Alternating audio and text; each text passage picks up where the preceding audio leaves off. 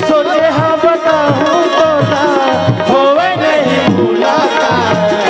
कोई तुरबर